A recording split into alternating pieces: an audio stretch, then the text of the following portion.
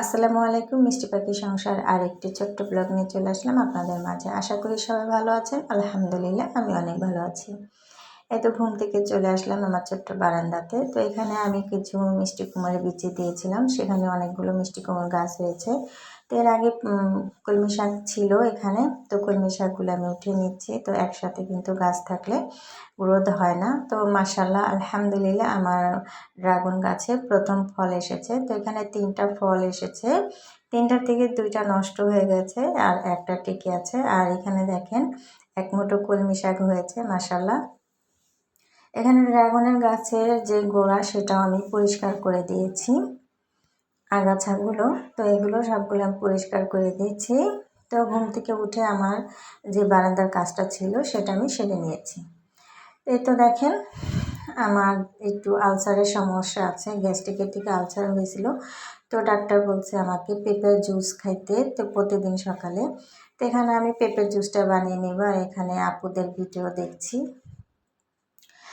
তো এই তো আমি পেঁপেটাকে ধুয়ে পরিষ্কার করে এভাবে আমি ছোটো ছোটো করে কেটে আমি ব্লেন্ড করে নিব। এখান থেকে যতটুকু রস হয় অতটুকুই আমি খেয়ে নিব, যেহেতু ডাক্তার বলেছে খেলে নাকি অনেক ভালো। তো আলহামদুলিল্লাহ এর আগে আমি খেয়েছিলাম, ভালো ফলাফল পেয়েছি, সেই জন্য আবারও শুরু করেছি। তো এই তো দেখেন আমি কিন্তু রসটা নিয়েছি। আর এখানে 1 গ্লাস পেঁপের জুস হয়েছে। একটু বিট লবণ দিয়ে এটা আমি খালি পেটে খেয়ে নিব। দেশ ও দেশের বাইরে থেকে যে যেখান থেকে আমার ভিডিওটি দেখছেন, যদি আমার ভিডিওটি ভালো লাগে কোনো অংশ, তাহলে আমার চ্যানেলটিকে সাবস্ক্রাইব করে দিয়ে আমার ছোট্ট পরিবারের পাশে থেকে যাবেন। আর যারা এই পর্যন্ত আছেন একটা লাইক দিতে ভুলে গেছেন, প্লিজ একটা লাইক দিয়ে আমার ভিডিওটি কন্টিনিউ করার অনুরোধ করছি। এতে দেখেন আমি কিন্তু জুসটা খেয়ে এখানে কিছু রুটি বানিয়ে নিয়েছি, যেহেতু আমার হাজব্যান্ড অসুস্থ। রাতেও তাকে আমি চেষ্টা করি একটু রুটি দেওয়ার জন্য। তো এখানে আমি রুটিটা আমি ভেজে নিব।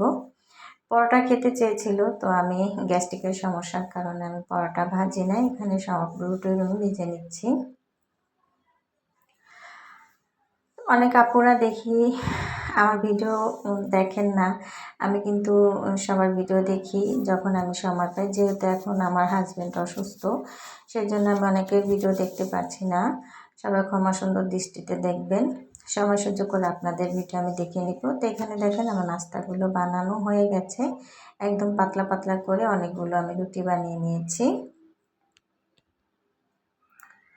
এখানে আমি চা করছি, আর চাটা না খেলে তো ভালো লাগবে না। আমাকে ডাক্তার নিষেধ করেছে দুধ চা খেতে, তারপরেও কী করব, আমরা বাঙালি, খেতে হবে। এখানে আমি ড্রাগন গাছে যেহেতু পিঁপড়ে ধরেছে, আর ড্রাগনের ফল আসলে একটু ড্রাগন গাছটাকে একটু যত্ন নিতে হয়। এখানে আমি চা পাতা আর কিছু হলুদ আমি মিক্স করে নিয়েছি। এটা আমি ড্রাগন গাছের গোড়ায় দিয়ে দিব। সবাই ড্রাগন গাছটার জন্য আল্লাহ মাশাআল্লাহ বলবেন। তো দেখেন একটা কিন্তু টিকেছে।